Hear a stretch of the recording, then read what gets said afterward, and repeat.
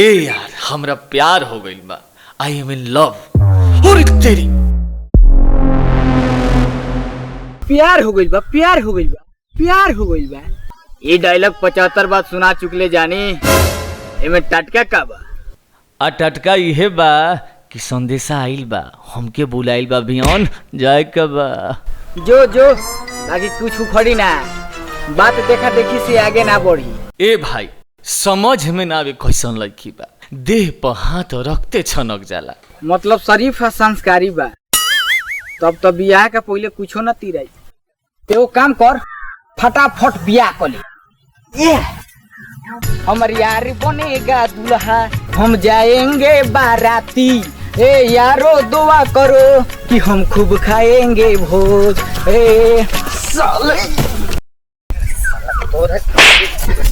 हम कातना बेर कहनी कि हमरा बियाह नहीं करे के, शिकार करे के बा।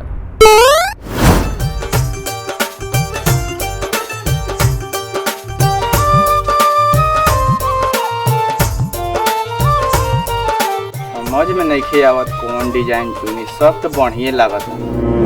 मामा प्रणाम। अरे लोटन तू अब आओ बैठो। और सुनावा पाहुन के का हाल चाल बा? दीदिया कैसन बाड़ी? एकदम मजा में मामा। अब पहले ई बताओ कि बियाह के तैयारी कैसन चलता?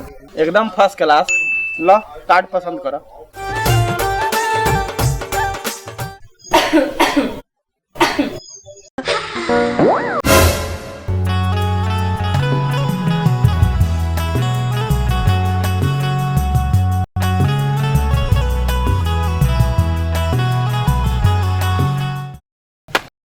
ए मामा हम अभी आई नहीं।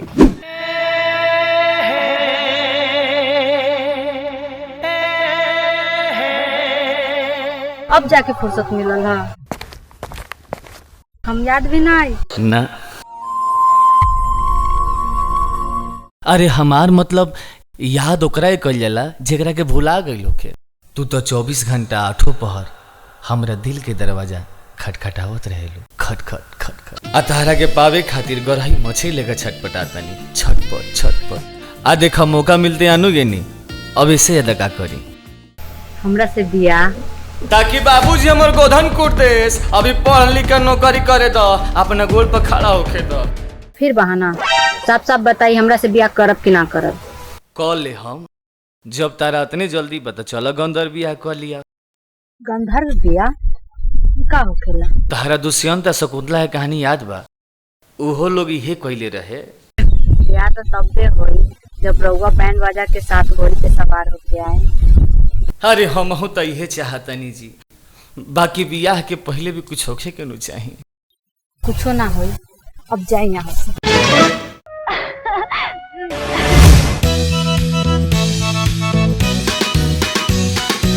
आ गइले भइयो, फौजी से मिल के तीर निशाना पर लागल है कि बाबा जी के घंटा बाजल।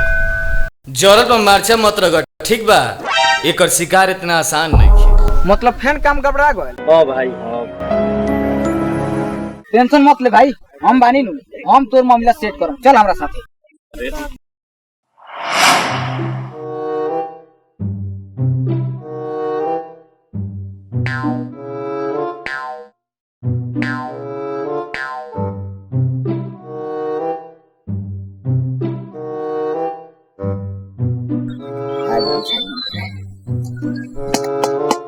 ले बिया के मजा जाके ले मजा। हमारा आशीर्वाद तोरा साथ में बा।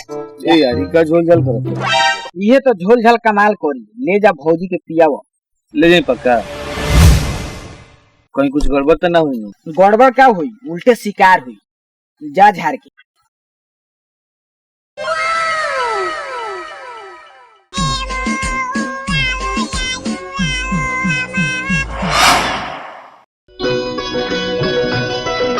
हम आ गए नी।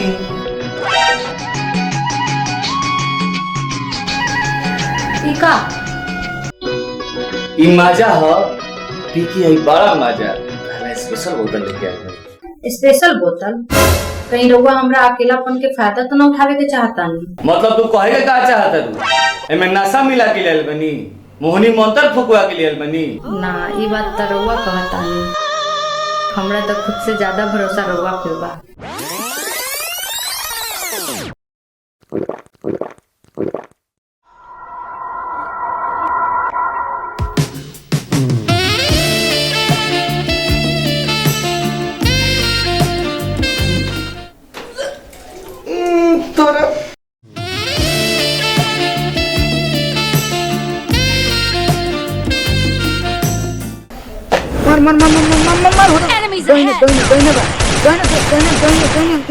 पूरा घटिया फलान के चक्कर में शराफत के माई बहन हो गइल बा।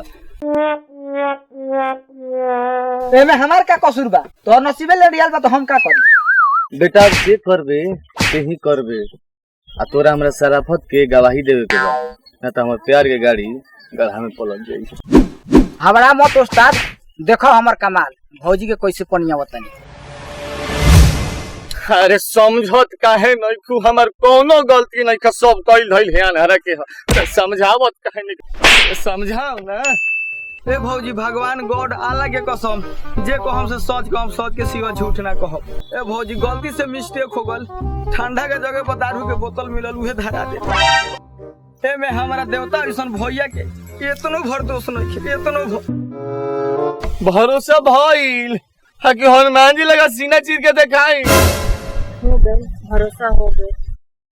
सॉरी, हमरा को माफ कर दे। ना हरगिज ना, तू हमरा पवित्र प्रेम पर शक करके सब खत्म कर दिली। रेड लाइट चले जैसे। रुकी ना।